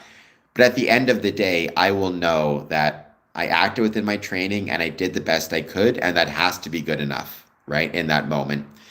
If I'm not trained, though, and he has a medical emergency in front of me and I have no idea what to do, then if the outcome is bad, he does die or he's severely injured or whatever it is, I'm going to feel guilty and feel bad about that outcome because I didn't do everything I could because I didn't get the training. So getting the training allows you to know and be confident in the steps you take, regardless of the outcome. And you're not going to end up second guessing yourself. Sean, what I would say is that's probably not the healthiest approach to take. I mean, again, if you're prescribed medical marijuana, then good on you. If it's legal in your country, then also, or your area, good on you as well. I'm not going to knock it. What I am going to say, however, I don't think that exclusively can be the best approach to dealing with mental health. Having said that, there absolutely, though, may be a time and a situation in which medications, including medical marijuana, whatever it is, are necessary. I think, though, in those cases, obviously, you need to talk to a doctor and be comfortable talking to a doctor um, about any challenges you may be facing. So, ways that Freemasons, again, can help ensure the mental health of their membership. Encourage you and put time aside at the start or end of a meeting, or just before a meeting starts, or just after a meeting ends, for meditative practices or breathing exercises. They can either be done by a Mason who takes the time to learn how to guide them. The lodge may be willing to pay for a couple bucks, put a couple bucks in so he can take a course. And his responsibility is to guide the lodge in meditative exercises or breathing exercises. Or you bring in a guest for the same purpose, um, and for the same reason, to guide the brethren through it. Again, if the guest is not a Mason, just have him or her, engage in the mindfulness exercise, the meditation, the breathing before the lodge starts or after the lodge finishes. Um, Giving journal prompts to the members and encouraging them to write about how they feel about Freemasonry, and if they're comfortable, to share those thoughts after the lodge, during a lodge meeting. Being prepared, having your certifications so you are comfortable dealing with whatever situations may come up. And then dealing with those situations, right? And knowing that you've done the best you can. So again, having your physical first aid, your psychological first aid, your food handler certification, your disability training, all of that stuff will give the Masons more security, more confidence, and less stress because they know they can help when they need to. Knowing the correct lines to call if somebody is struggling. If somebody calls you and says that they're thinking of harming themselves, obviously you can be there for them, but you also need to know that, for example, 988, one more time, that's 988, is a 24-hour line you can call if you are considering hurting yourself. The using the lodge to engage in, again, encouraging light stretching at the start or end of the meeting. It's a little bit more physical, but it gets the blood flowing, increases circulation, helps mental health. Using social media and using a summons to send positive messages and affirmations and resources. Would it be a bad idea, maybe, every once in a while to include within a lodge summons the number to call in case a brother is feeling like he wants to self-harm, so he knows the number to call. And organize an outing. Organize a walk with your Masonic brethren, a trip to the yoga studio. Take into account individual medical needs, individual ages, whatever else it might be. But still, it's incredibly valuable to take into account. All of Freemasonry does not have to take place exclusively within a Masonic lodge, right? Within Freemasonry, you can absolutely have incredibly valuable Masonic events and absolutely valuable Masonic experiences outside of the Masonic lodge. It can be at a yoga studio. It can be on a walk. It can be in a barbecue or a picnic or a celebration. And then obviously, as was mentioned above, just be there for your brothers if they need you. Again, we have our own lives. We have our own experiences. It's not possible to expect us to always be, available for our brothers 100% of the time, depending on what's going on. But we can at least know the resources and where to send them so they know the help they can get. I hope that made sense. Let me know. Yes, lol. There is no Masonic church, tribe, or lodge, right? Freemasonry is not a religion, so there is no Masonic church. And Freemasonry, if you want to consider it a tribe, it's a tribe that welcomes everybody, of all different races, religions, backgrounds, ethnicities, etc., etc. To my knowledge, Michael Jackson was not a Freemason. Well, Kilkos, what I would say is if you believe that you may be suffering from neurological problems, it's absolutely the case that you should talk to a doctor.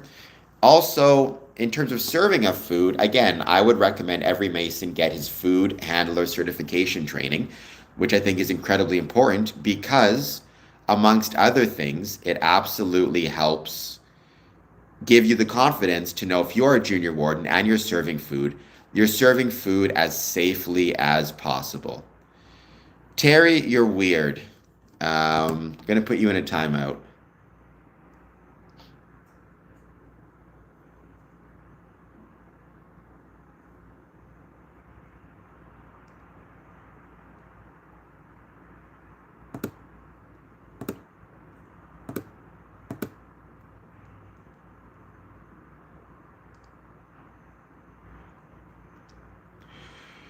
So K-I-K, Kick, I'm gonna call you Kick. Kickos, Kick. You're not incorrect.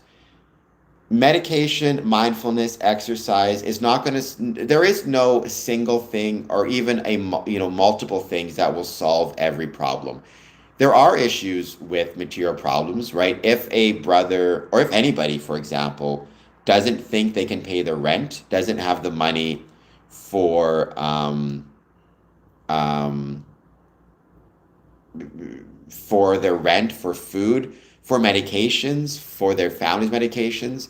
Yeah, breathing exercises is not going to probably help that much. It's not going to hurt, but it might not be the most helpful. I will say, in general, within Freemasonry, I have seen many brethren struggling with material conditions end up receiving assistance from the Masonic Lodge to keep them in their home, to keep them in their apartment, and also, to help them with medical costs that they have.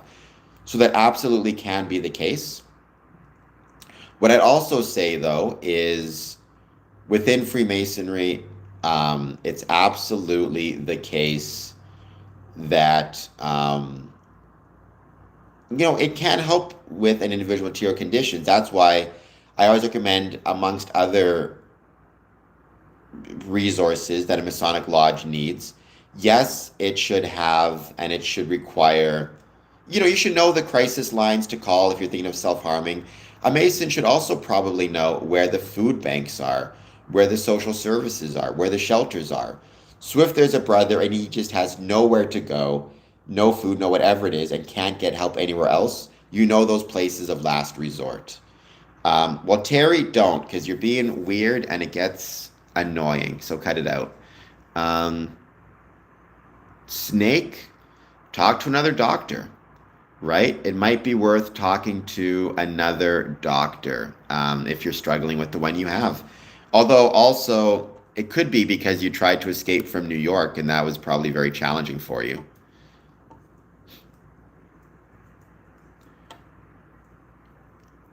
Kick, I mean, so DL, we do not have any secret powers.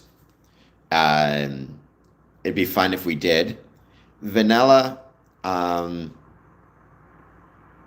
I mean, I do open Q&As regularly. Honestly, very often I do Q&As more at the 1 a.m. streams as opposed to these afternoon streams. I'm not opposed to German or holistic medicine, although I need to learn more about it. But I'm absolutely also in the case that I think that needs to be part of an overall health practice that includes, for lack of a better term, Western medicine, vaccines, medications, that also includes exercise, a healthy diet, drinking enough water, um, et cetera, et cetera. It needs to be everything. It can't be one thing, right? I think one of the biggest mistakes that we make is we put as much of an emphasis as we can on a single or within a single, like, I just need to get vaccinated. I just need to eat well. I just need to exercise.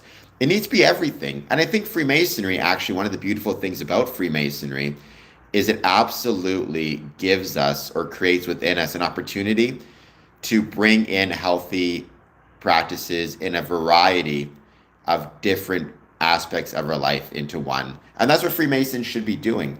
We should be encouraging all of our Masons and all of our Masonic brethren to be as healthy as they can be in as many different parts of their life as they can be. Angelo, what secret knowledge am I giving away? Please, by the way, hit like and subscribe. Well, the light, Turtle McFarleton, the idea of the light, that just comes from, it's a very common metaphor, light as knowledge, light as wisdom. It's not exclusive to Freemasonry.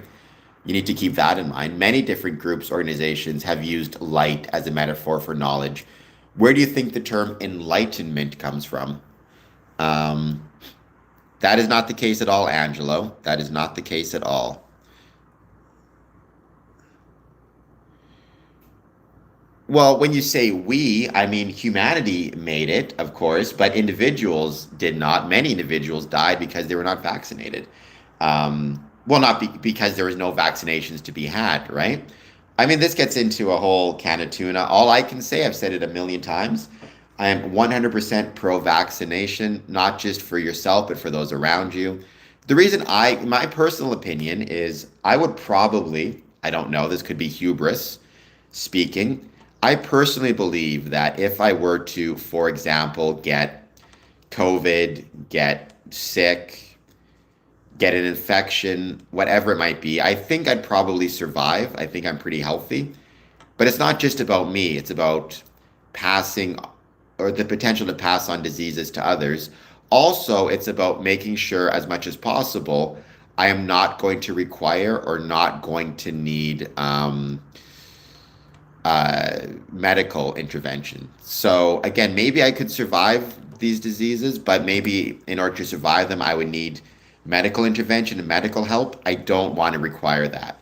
I'd rather, prevent the preventable and, prevent the preventable, control the controllable, and thereby leave for others medical, whatever medical resources are within a community.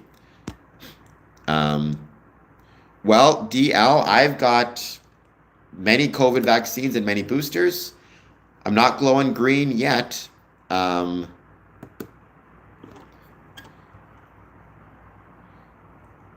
do not know what elucidations are, but okay.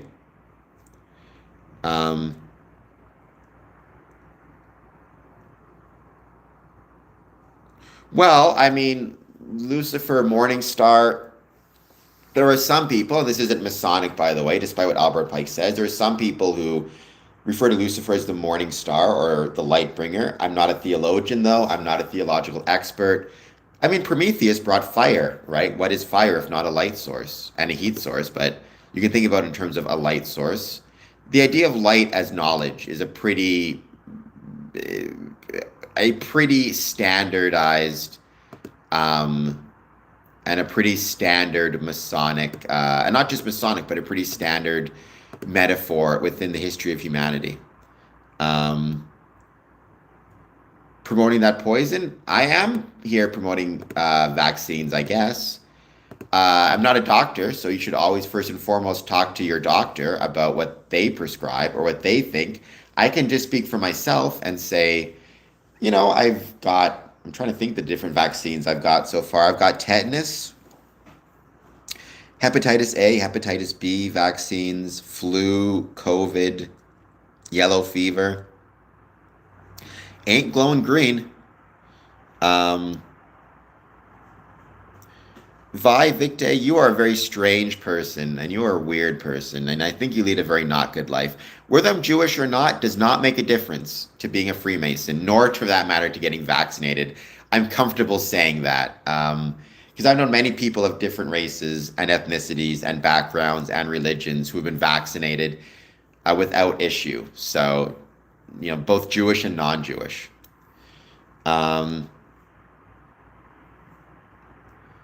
Oh, it's like 5,000. I forget what that is. It's on my certificate somewhere. The AL. I forget what it is though. I think it's like 5,000 something. I could be wrong. I forget what that is. By the way, in terms of this voting on what do you do for your mental health, we got 103 votes, which is awesome. Thank you so much. Physical activity, 40%. meditation 16%, journaling 8%, other 37%. It's interesting how physical activity and other both got just about equal. Meditation's at 15%. Vi Victi, that is really weird. I mean, no two people have the same genetic structure. Everybody's a little bit different. Otherwise, we'd all look exactly the same. Having said that, I think you're a very strange person. It also sounds weirdly eugenicist when you say that. Is there a vaccine for people in wheelchairs? Well, if there was and I got it, would that mean I grow my legs? I'm pretty sure vaccines do not are not exclusive for people with physical disabilities.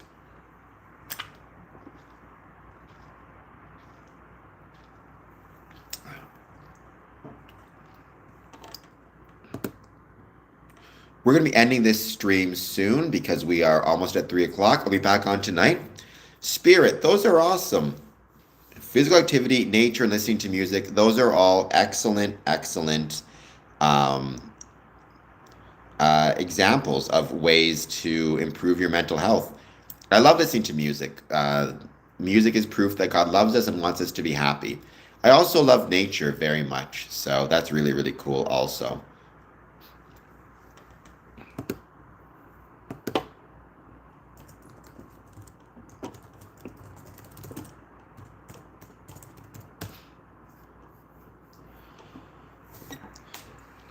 I don't know who MK is, but you're very strange, Kikos. Where is God? I mean, I would argue the supreme being resides with. I think that's what the theologians would say. Actually, what I would say honestly is if you want to find God, look to science and look to geometry.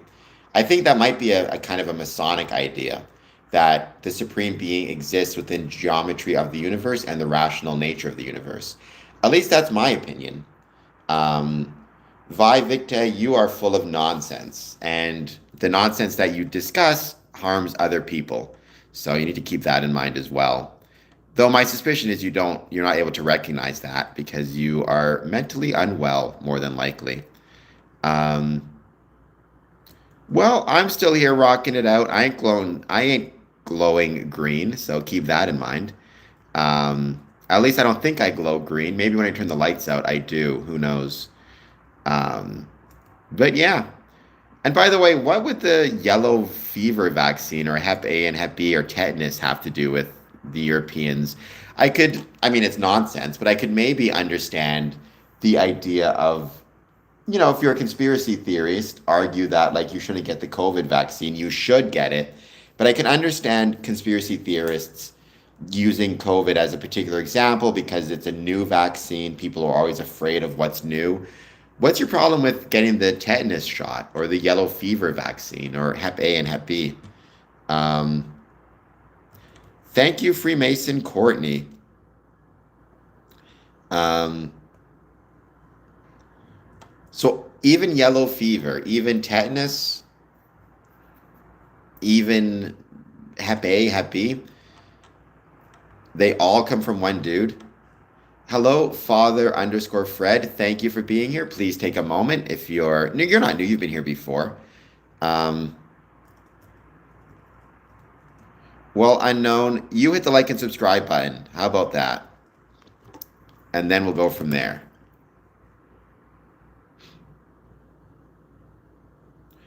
DL, I mean, that's your right?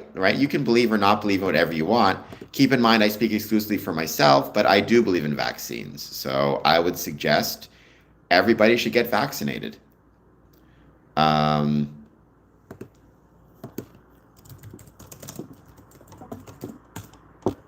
and you can decide kind of what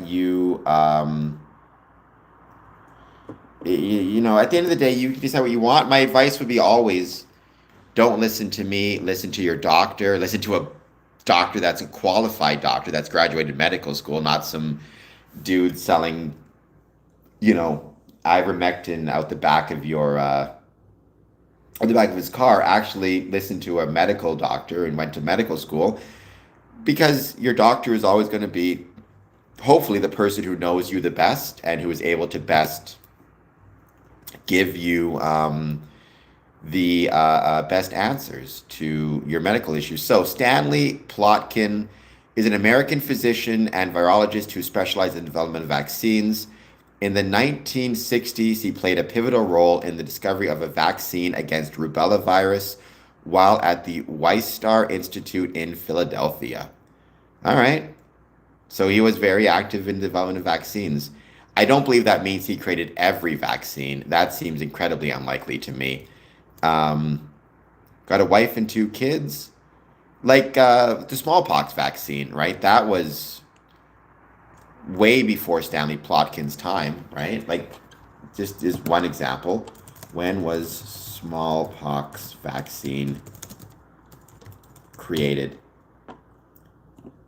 So the smallpox vaccine was invented in 1796. The measles vaccine was created in 1963 by Dr. John Enders. There's no single individual responsible for all of this stuff, despite what conspiracy theorists will claim. Um,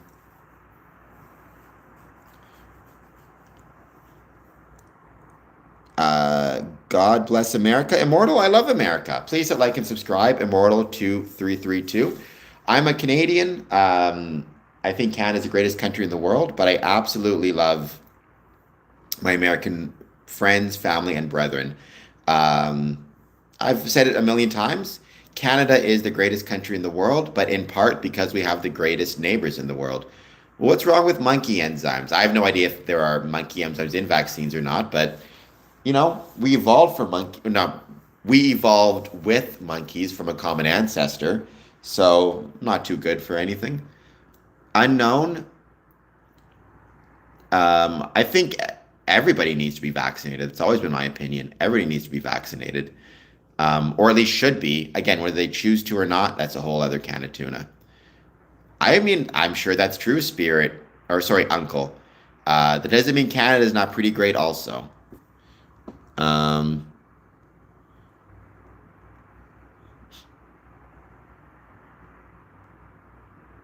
Sean, I am a Masonic gentleman. Gentleman's weird. I may not be a gentleman, but I'm a Freemason. I became a Freemason in 2007, which is crazy to think it's been that long. Unknown, absolutely not. It's no, I don't believe in any.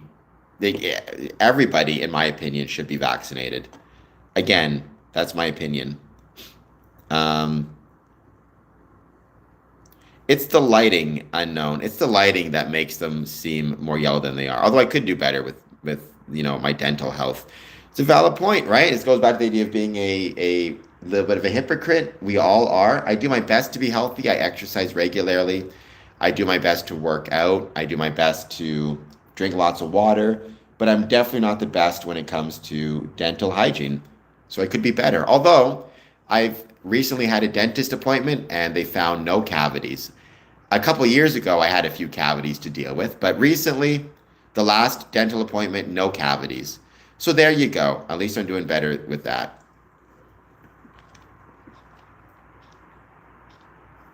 I have no idea, Victor. I have no idea what's in the vaccines.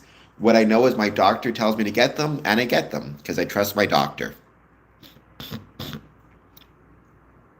Turtle MC, what you need to do is if you're interested in joining Freemasonry, which I assume is what you mean by riding the goat, what you need to do is find a Masonic lodge in your area, knock on the door, and express your interest in joining. And you go from there. Well, I'm definitely against eugenics. I mean, that seems pretty terrible to me. I'm comfortable going on record and saying I'm against eugenics. Um, well, here's what I would say. I have the humility, Kikos, to recognize the areas in which I'm knowledgeable and the areas in which not only I am not knowledgeable, but do not have the background, skills, and ability to be knowledgeable. For example, if I were to read a report about vaccine efficacy, I would have no idea what I was actually reading. I would need to go to medical school, study, practice in order to understand what I'm reading, right? It's not enough to simply read it. I need to be able to understand it. If I'm reading a story about Freemasonry, I absolutely have the knowledge experience, wisdom to be able to understand it and interpret it correctly. I know, for example, if what I'm reading makes sense or doesn't make sense. That's not the same thing as with vaccines, right? I expect, based on my experience and knowledge and dedication to the craft, that I get a certain level of deference when discussing Freemasonry and my experiences therein. By the same token, I give that deference to my doctor. She went to medical school, I didn't. She has been practicing medicine for decades, I haven't.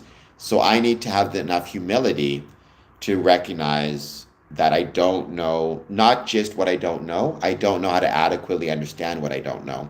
I have a doctor for a reason, right? I have a doctor for a reason. Um, See, Kikos, that's incredibly dangerous. Well, I'm fine and I got vaxxed. Um, the idea of you don't need to read nor understand, just look at the nature and flow of things, that seems to me like an incredibly dangerous idea because you're probably just going to have some pretty bad confirmation bias and you're probably just going to see within the nature and flow of the universe whatever you want, especially if there's nobody there to push back against you. Um, Tom Honk, please hit like and subscribe. I would really appreciate it. Um, Douglas Smithers, please hit like and subscribe. Well, the vaccine isn't genocidal, Vivicti. That's the point. If you want to freeze yourself, I guess you can. I once saw a TV show where the whole point of it was this. It was Star Trek, and the episode was a group of people from my time, from this century, froze themselves and shot themselves into space, and then became unfrozen in the 24th century.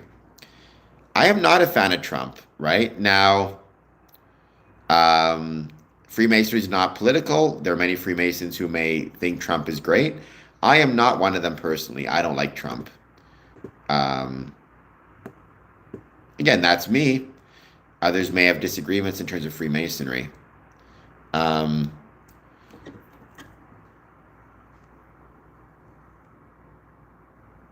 well, I mean, Vi Victi. I don't know whether he. I mean, I mean, look, even with somebody I dislike, like Trump, he didn't do everything bad. And I think, his first term, his crowning achievement, one of the few things he did that I genuinely liked a lot was Operation Warp Speed. I thought it was, in my opinion, personally, the greatest achievement of his presidency, either first or second term, and probably, you could argue, one of the greatest achievements of any president. Um, I don't know. I mean, within the last, trying to think what I'd push back to within the last 20 years or so, maybe. In the second term, you could argue that Donald Trump's greatest achievement was getting the hostages returned from, in the Israel-Palestine war, or pick your term. However, I do give that one a little bit more of an asterisk because the hostages being returned was a first step. It does not seem to have led to necessarily materially better conditions in Gaza, which is a real problem I have. Seeing so many Gazan people right now still living in literal trash heaps is quite concerning to me. That's my own opinion on that. But Operation Warp Speed, the issue is, right, if Trump had stayed in office, if he had won the second election, what would the rollout have been? Would the conspiracy theories have taken hold and would Trump have backpedaled on the COVID vaccine? Or because he remained in office, would his followers and his supporters have been more willing to be vaccinated and not looked towards the conspiracy side of things as much? Um, Mr. Keeps, what was a good one? By the way, welcome. Thank you for being here. Um, Something I said, was that a good one? Um,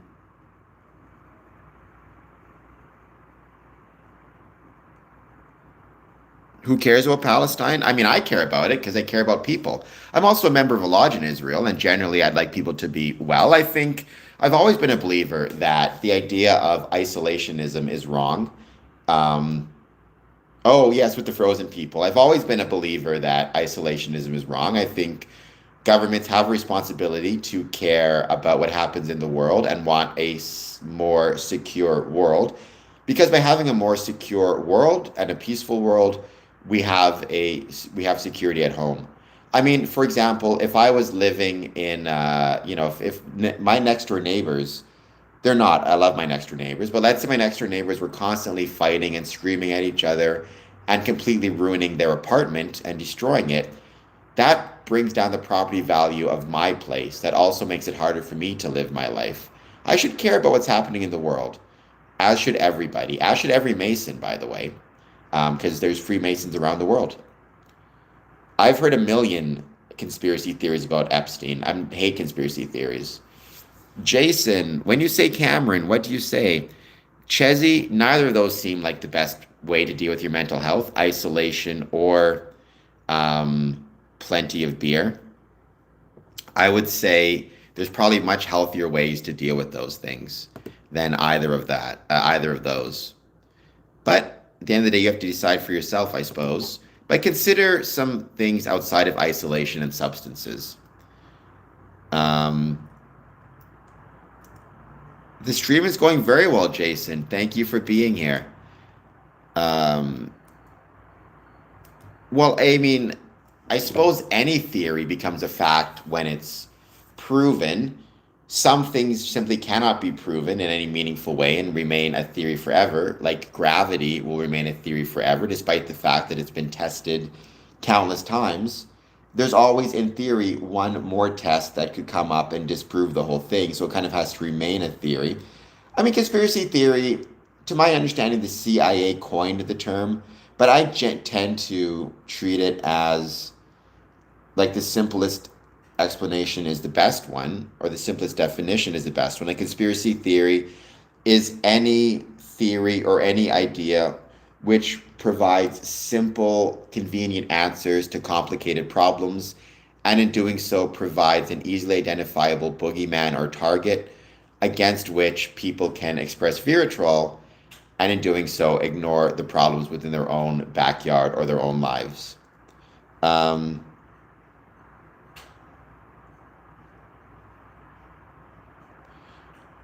Yoga day, well, I don't know whether that's a good thing or a bad thing. Yoga day, if you think I'm handsome, then I'm happy for you that we look the same. If you think I'm ugly, then my condolences. I'll let you decide which is which. Um, I think going to nature is wonderful, right? I think going to nature is absolutely a great way to improve your mental health and your physical health, and good for you.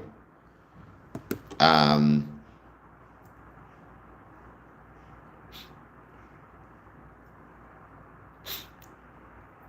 Well, in that case, yoga, I'll take it. Please hit the like and subscribe button if you haven't done so before. We're going to end this stream in just a couple minutes, but I hope everybody's having an excellent day. We are handsome. You are absolutely correct. We are two handsome fellas. All right, you know what? We're going to end this stream. I'll be back on at 1 p.m. Thank you for everybody for all of the support as always. I'll see you soon. Um, well, young boy, children very often talk poop to their family, especially, I don't know how old you are. I'm sure they still love you. What I would do is I would apologize to them. They'll understand, I'm sure, but just apologize. All right, guys, talk to you later. Have an excellent